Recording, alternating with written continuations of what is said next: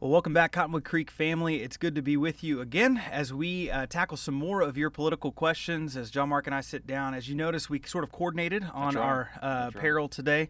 Got a little plaid going on. And flannel. And both of them. Yeah, it's a little cold. Flannel and right? plaid. It's cold. No, it's cold. It's not just a little. Okay.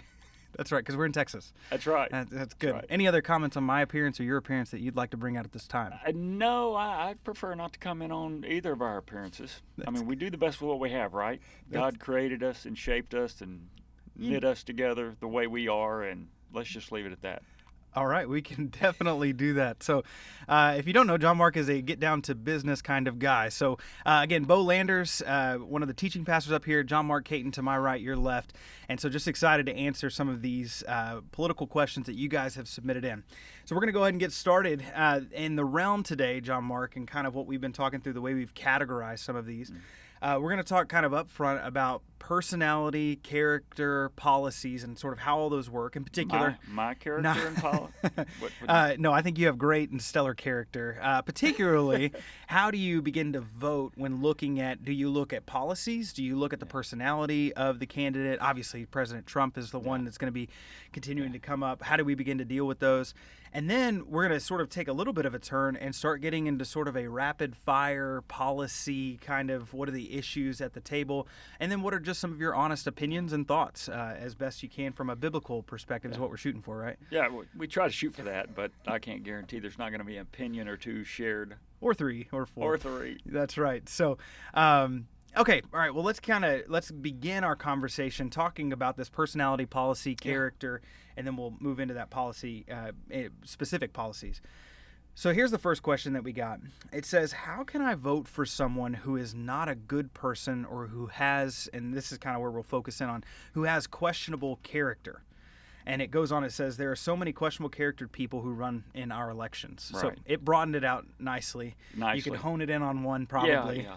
Well, and this is hotly debated, certainly in our circles. You and I read a lot of blogs and other pastors and even Christian organizational leaders, and you find people on both sides of this. That there are some people that say they could never vote for Donald Trump because of his character, because of the fact that he's been married and divorced multiple times. They don't like the way he talks to people or tweets at people, and so character's an issue there.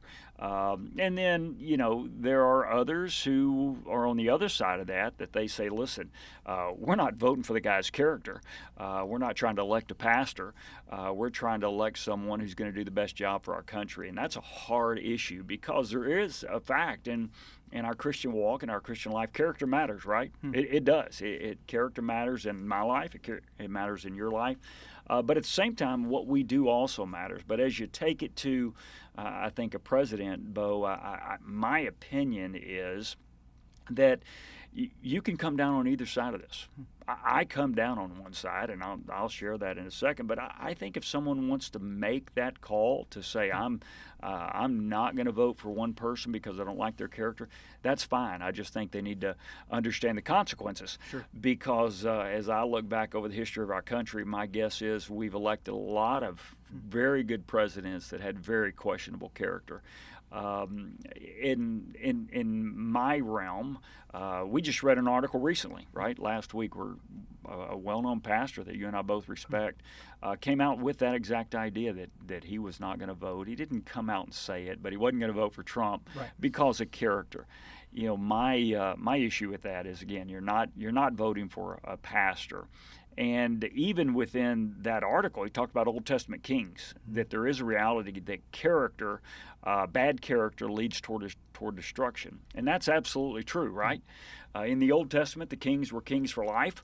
And if they had a bad character, it lasted a long time. Luckily, we only vote for a president for 4 years, and so I think some of the laws that are passed because of his leadership, some of the policies that they implement, or even the party policies, last way beyond that particular president, which is why I actually prefer to look at platform and laws that they would like to pass more than character. What about you? Well, yeah, so one of the other questions, and it's right in line with what you said based on the article, kind of, is policy and platform more important than personality and conduct for our nation's representatives? And so I think when you get into this conversation, it is important to say, okay, well, which one's actually influencing the country even more, right? Which Right. ones are more long-standing? And clearly we see policies that have been implemented for decades Right. that are still at play. And so I think that's an important part of the conversation. But I also think it's important that on sort of the other side of that, that we as believers aren't endorsing candidates sort of blanket way, right? And we're willing to admit, hey, there are flaws in particular candidates that we're not okay with. Right. And so even though you look at policies and different things like that, that doesn't automatically that you mean or endorse that person's character. That's right. Either. And so I think that becomes an important part of the conversation. Yeah. I can think back over my years of voting for a president. There have been a lot of people that I've voted for and I didn't approve of their character. And my guess is others could say the same. If you stepped up as a Christian and voted for Bill Clinton, let's say, you certainly had a character flaw there at some point that you would not have supported, and I don't think you can hang that on someone's neck. You voted for the candidate you thought was best. The thing that really nails it down for me when we come to this issue of character or policy, it's how long are they going to last? Take one example. 4 years from now, there's going to be a different president, right? Regardless of who we elect, there's probably going to be a different president just because of, you look at Biden and you look at Trump. If Trump's reelected, you wonder, he's not going to be reelected. So he only got 4 more left. Biden on the other end, you know what everybody's saying, well, let's be honest. Is he going to make it through this 4 years? I don't know. Hope he does. I want our president to do well regardless of who it is ultimately. But at the end of the day, policy's going to outlast them both. Laws are going to outlast them both. You go all the way back to Roe v. Wade, which was 1973.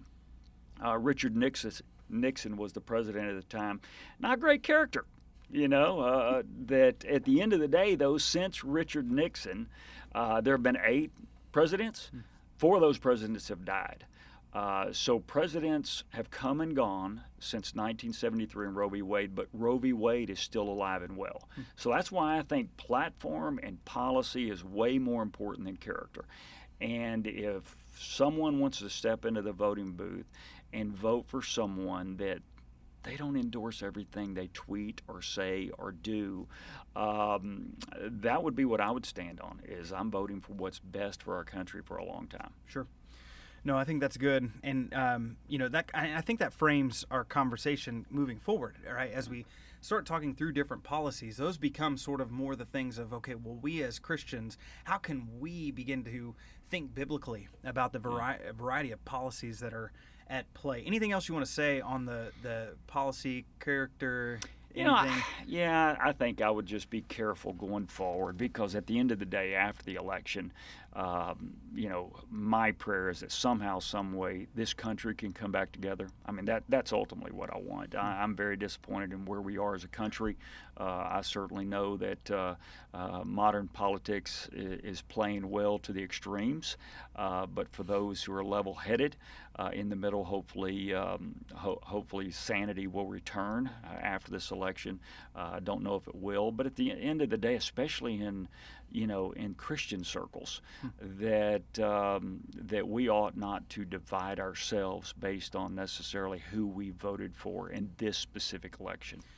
Yeah, I mean, in the realm of character and just sort of how we operate as Christians too, we almost need to put that question back on ourselves, don't we? Yeah. Like from a pastoral angle, just how are we as believers operating? How are we acting? How is our character? If we look at our character 10 years ago and where we are today, I would hope that you would see a trajectory of sanctification, right, in my life. Yeah. There's definitely one in my life. You can speak. Maybe. No, for sure. I mean, for all of us, right? I guarantee if you go back over my years as a pastor, I sure hope I'm a better pastor today than I was 25 years ago when I came to First Baptist Fairview. At the same time, I can look almost every day, if not weekly. It's something that I say, I sure should have done that better. I sure should have said that better. I shouldn't have gotten mad at this or mad at that. And I should have handled this well. And so we always want to be in a process of growth and even sanctification if we go there. And that we ought to give others that same grace and space. Yeah. No, I think that's good. So, and obviously there's a bigger conversation, and people are going to continue to go back and forth. And it's not even that we're saying, hey, this is the only way to think about it. Right. It's trying to be as well rounded as possible as we think about this question, and really seeing, okay, what about these policies then, even beyond just the character. And there's some good resource. I would strongly encourage everybody to listen to this podcast or watching this. You can go get the platforms of the different parties. And just read what one party platform says about life and compare it to the other one. Then read what one party's platform says about the family compared to the others, and government and the other. You can do it yourself, and then you just decide which is more biblical. And because as we know, and this is the most recent data I've heard. I want you to know I haven't fact checked this. Okay. Gotcha. But we'll fact check you later. Yeah, you'll fact check later. I heard, and I've heard it repeated several places, that when a politician gets to Washington, 90% of the time that politician will vote with their party. 90% of the time they will vote with their party. So if you take that into perspective when you're voting for a congressman or a senator or even a president, you can be sure they're going to align with that platform. If you love someone to death, but the platform is totally not biblical, you can assume that person you love is going to vote with their platform.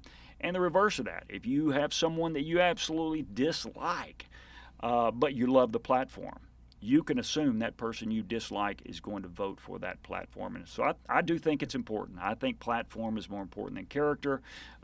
Jesus has never been on the ballot, never will be on the ballot. Everybody's going to be flawed, and that's just my thought.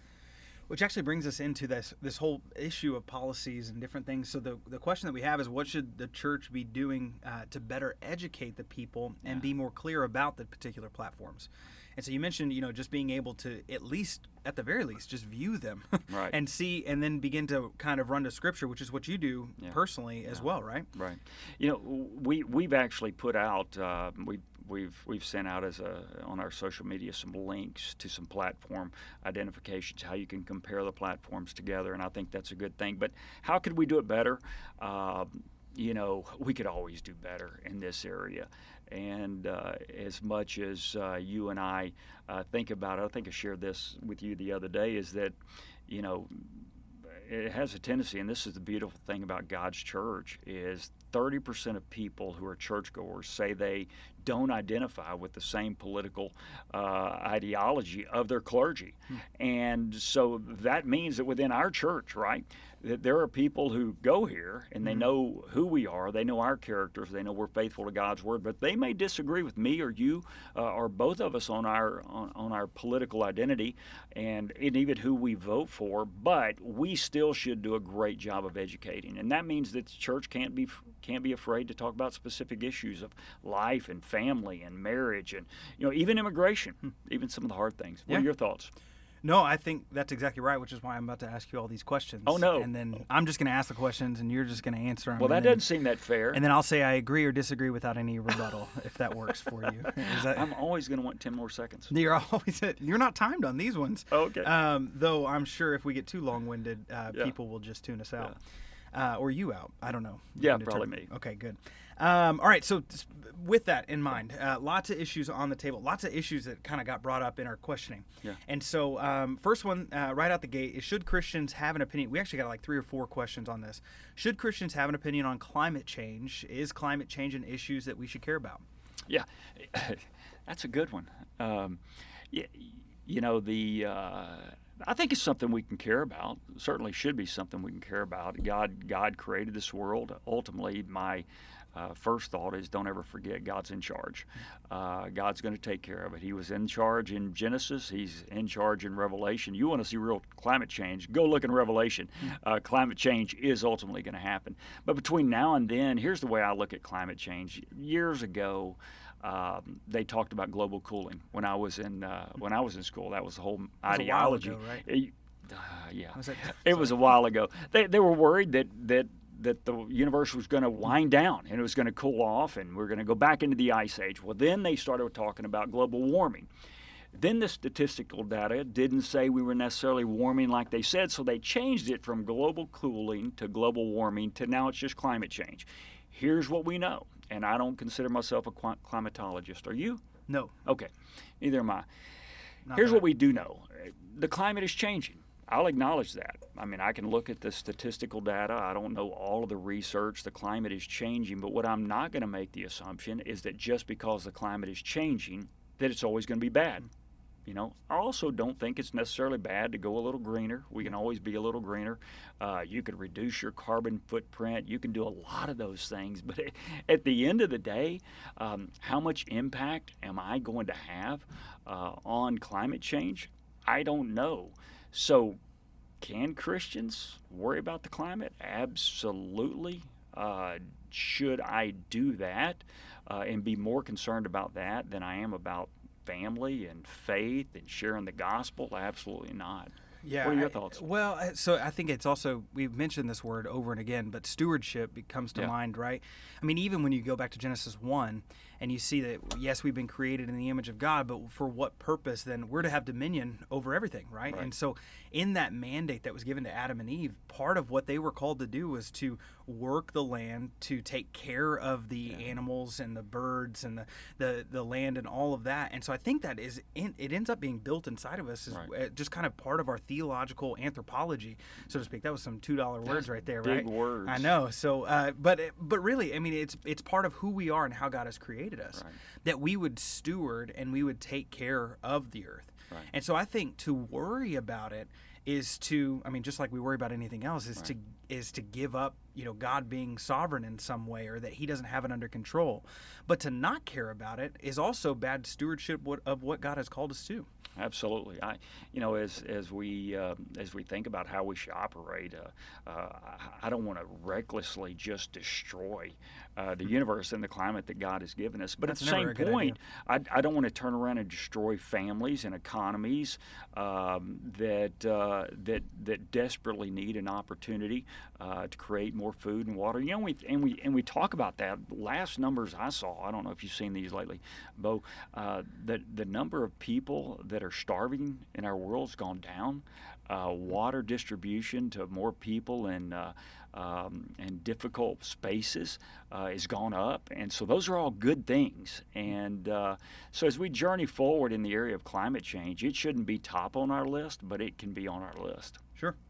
All right, another policy for you. These are going to seem random, and that's because they are random. They are They're random. just all They're over the just place. running through the questions, right? That's it. Okay, so what should Christians think about immigration? To go from climate change to immigration. This is like a debate. Is it? It kind of. I feel like it is. Well, then I'm on the right. No, you're on the right. Oh, just what should Christians think about? I'm not going to engage you on that, Dr. Caton. Can I get that pass that you got? No. Okay. That was a Sunday reference, by Yeah, the way, it if you're is. listening in for the first time. Immigration. So what should Christians begin to think about immigration? Boy, that's a tough issue as well. That's like climate change. Here's the way I look at immigration. I'm all for immigration. I'm all for legal immigration. I absolutely am. I think when there's too much illegal immigration, this is just what I look at. I said it's prone. First of all, think about the millions of people who are waiting to get in our country in the right way and in a legal way. Boy, to allow a lot of illegal immigration, that's not very fair to them. They've been waiting, they're desiring, they're hopeful of getting in their country, and then someone else just does it illegally. So I'm a big fan of fair and legal immigration.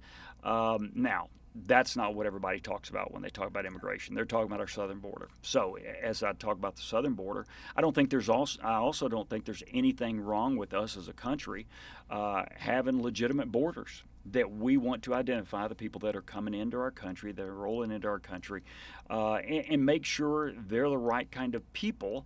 And what I mean by that, not as far as skin color or anything else, I'm talking about people who are here for the right reasons, to do the right thing, that they're not going to bring harm to our society. We all remember, people are fearful of different things like, terrorism, impact on our economy. I don't claim to know what. It's amazing. You read different studies. You'll read one study from one university that says immigration is great for the economy. You'll read another study from another university. They'll say immigration is terrible for the economy. Do you know the answer to that? No, but this is why I love Google, because I can support any one of my opinions that I have. Totally. Right? So if anything that I want to say or have somebody verify my opinion, all I have to do is Google that particular opinion. Somebody's out there who has said it. That is exactly right. So it's wonderful Yeah. in that way. But yes, they're all over the map. Yeah. As far as, is it good, is it bad? Yeah. And I think we as Christians now can step into something like that and say, well, number one, we don't want to be nationalists to the extent to where we're obviously racist by any stretch. Absolutely or not. even just, what did I do to be born in the place that I was Right. in, right? There was nothing. Very blessed. Right. And so to some extent, we almost forget what we've been sort of given, right, by the grace of God, but also just by being born in this country, to then turn that around and say, but these other people they shouldn't have that same right or shouldn't be able to have these same freedoms or anything. When we talk about freedoms that we've actually been given, really, we would hope that they model what the Bible says as far as who we have been called to be.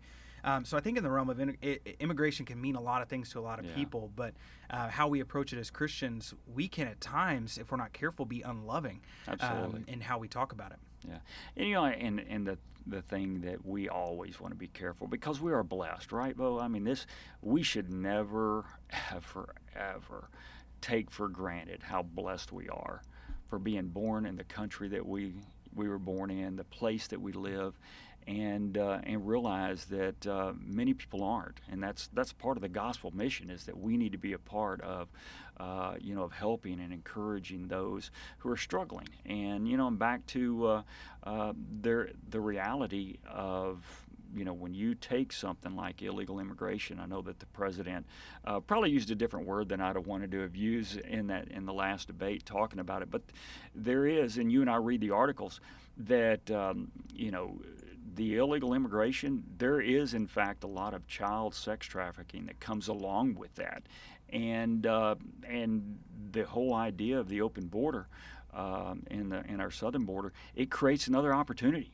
for that to take place. Now, that's not the only place that it takes place, but it is one place that it takes place. So, my answer to immigration, I'm for it. I want it to be fair. I want it to be legal, and at the end of the day, it's not my issue to solve, right? But it is my issue to care. Yeah, and I think that's exactly right. How do we then? I mean, we live in Texas, right? We know that we are closer to the border than other folks. Right. So how can we as a church, how can we as God's people still be able to model the grace, love, forgiveness, acceptance that Christ has in a way that is also honoring our governing policies and everything that we have in place? Yeah. And here's what I know. Oh, you got another. I was just going to say, if Congress hadn't fixed it, you and I can't fix it today. Yeah, there's a lot that Congress hasn't fixed. I know it. Okay. All right, totally different. Again, just moving through these. Should Christians vote based on platform support of the nation of Israel? Oh, that's a good one. Yeah. So, do you want me to go into replacement theology and covenant theology and dispensationalism? I'm happy to go there. How far do you want me to go into that? I think people will stop listening. Yeah, if I think they did just because I mentioned those three words. That's it. Let's frame the question. Here's what someone's asking is, there are some people who want to always vote for the party that is most pro-Israel. And then they have a couple of reasons for that. But one of the reasons is Israel is God's chosen people, right? That we always want to be in support of God's chosen people. Here's my thought on that. I think Israel can be there, but it's not the number one thing that we should vote for. It is clear throughout God's word that Israel, they are the people of God. They are the chosen people of God. Now, we won't get into replacement theology or covenant theology or dispensationalism. You might not. And as it relates to the church in this, but I will tell you this: I am pro-Israel. I am pro-Israel, but it's not the number one thing on the ballot when I'm thinking about voting. What I will look at is the Middle East. Okay, this is more of just a global perspective that Israel has been for a long time one of our greatest allies in the Middle East. I celebrate the fact, I'll tell you this, I celebrate the fact that our president has just been able to lead Israel to sign several peace treaties with UAE. That was significant. It was played down in the media, but that was a significant peace treaty. And then I think it was Bahrain, and then the Sudan just signed a peace treaty with Israel. The more peace we have in the Middle East, the more peace we have in the world. So I'm a big fan of that. Anytime there's peace, I'm a big fan, because we know that too many men and women from our country have shed their blood and given their lives on distant battlefields for good causes or bad causes from time to time. So I think Israel can be on the ballot. I don't think it's number one on my ballot for sure. What about you? Yeah, first off, I'm going to tweet that phrase. Anytime there's peace, did you say I'm all in? Or something? Yeah. There's something to that, Yeah. right? Which is always just a good thing to be behind peace. Yeah. I'm a fan of peace. Yeah, so the only thing is, if you start getting into, I'm pro-Israel because of, and from theological sense, like a eschatological, coming of Christ, that somehow that's going to usher him in. I think we're getting into some dangerous waters, right? And so you mentioned replacement theology. Those are dangerous waters. Right. Well, and the whole thing is, and I'll frame it within the context of our We the People. We went through 1 Peter 2:9. It says, "For you are a chosen people, or a chosen race, a royal priesthood, a holy nation, and God's special possession." Those are direct quotes from both Exodus chapter 19 and Deuteronomy 7. And I think what Peter is bringing up in that is that through Christ now, where the people of God in the Old Testament were Israel, now that fulfillment of Israel has come through Christ and has now been given to the church. Yep. And so to some extent, to only focus on Israel as God's people is to really misplace the whole point and purpose of who we are called to be as the church. Yeah.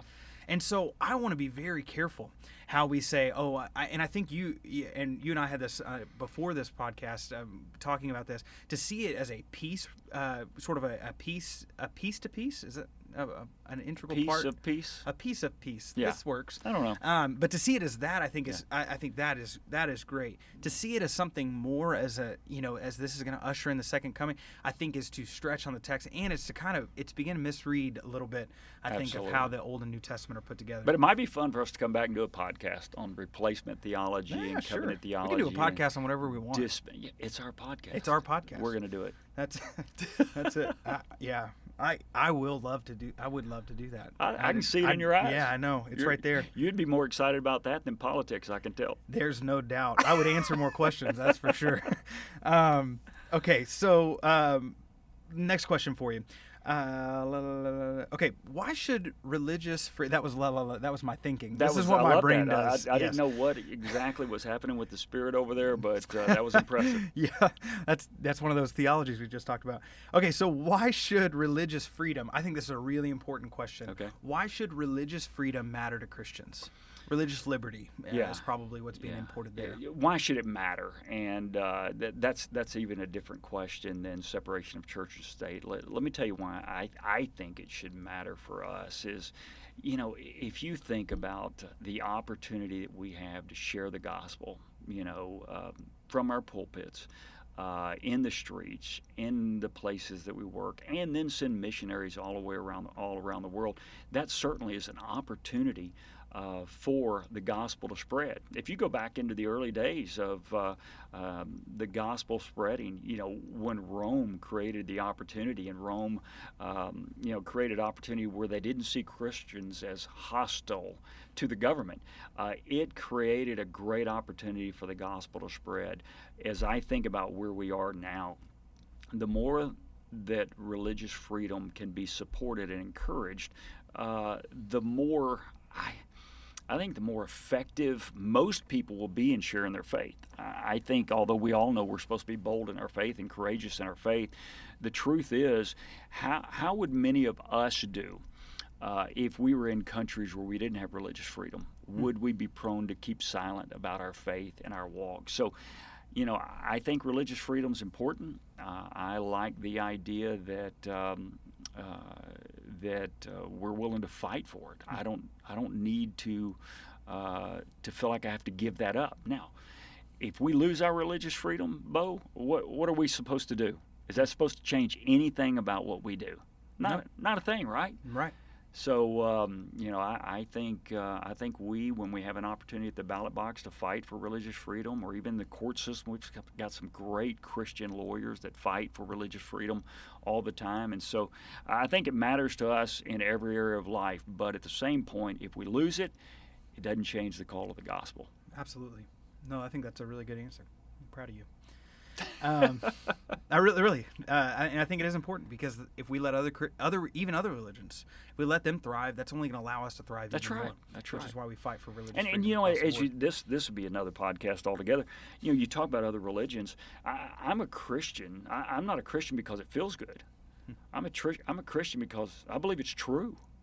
I believe the death, burial, and resurrection was a historical event that happened. I believe that there are evidences that cause that. And so, I'm a Christian because it's true, and I believe that God wants me to share that truth with everybody. Very good. Okay, next question for you. Totally different again. Should Christians be in support of or oppose the death penalty? Now, I'm, again, if you don't know, when I do say Dr. Caton, this is a PhD in ethics who is speaking. And so I think this is a good question, because I think as a believer, I've known believers stand on both sides of this question. Yeah. So should we be in support of or oppose the death penalty? I would use, instead of should, I would say can. Okay. Can we be in support of it or opposed to it? You mentioned my PhD in ethics. I really, we had a seminar that discussed capital punishment, and you had to choose a side for or against. And I'm not sure I really got a chance to choose, but I ended up for the death penalty. And there were good reasons for it. There are good biblical reasons for it, the shedding of innocent blood. But at the same time, if you look on the other side of it, we can't assume that all of our court decisions are perfect. And when you go to the taking of a person's life, you better be real sure that they committed that crime before you do it. So I don't think a Christian has to take a position one way or the other on the death penalty. I probably have modified over the years as I've been able to read about some people who were convicted wrongly and spent 20 and 25 and 30 years in prison for a crime they didn't commit. And so that gives us concern, and it should. But on the other side of the spectrum, if the government wields the power, and if you go to Romans chapter 13, Paul affirms that God ordained government to punish wrongdoers and gave them the sword for a reason. And if a society chooses to institute capital punishment, I'm willing to support the government in doing that as long as they are certain they've got the right person. What about your thoughts? I don't know if I have necessarily a definitive answer. This one's been always hard for me. It's a tough one. Because I can look at like Genesis 9 basically it's the reinstitution of the Imago Dei. So the image of God comes back into play, and then that's when the shedding of innocent blood, and then life for life is kind of the mentality there before the law is given, before any of that. Then I can also go on the other side and say, well, we're now under this new covenant of grace, and how do we balance what Jesus has said and turn the other cheek? And at the same time, we always want to give more opportunities for grace. And so literally, it just depends on what day it is. Well, no, at the same point, I don't think Christians ought to be the one outside prisons cheering for capital punishment. Right. I really don't. So that's why I wanted to take the word should and replace it with can. But it can be a legitimate debate within people if someone's pro-capital punishment or anti-capital punishment, because there is a reality that that person, even the one who committed the crime, is somewhat of an image bearer, even as marred as it is because of sin of God in their life, and you want to protect that. And certainly, I would want there to be a redemptive factor there. Very good. So we have a lot more questions. We do. Left. Yes. So and we want to answer them. Here's what I think that we should do. Okay. So I think we should probably stop right now. Call this part 1. Okay. All right. And so we'll call this part 1, and we may just go immediately after this and do part 2. But for those of you that don't want to listen for more than we're trying to keep this at a reasonable time frame of 25 to how long do you preach? Hour and a half. An hour and a half. So I think we'll do this. We'll kind of close down part one, and then we're going to come back in part two. Okay. We'll probably just do this immediately, but just in case you need to take a break. And then we'll hit right into the policy questions again. So I hope you can join us for part two. And beyond that, hope you have a good day.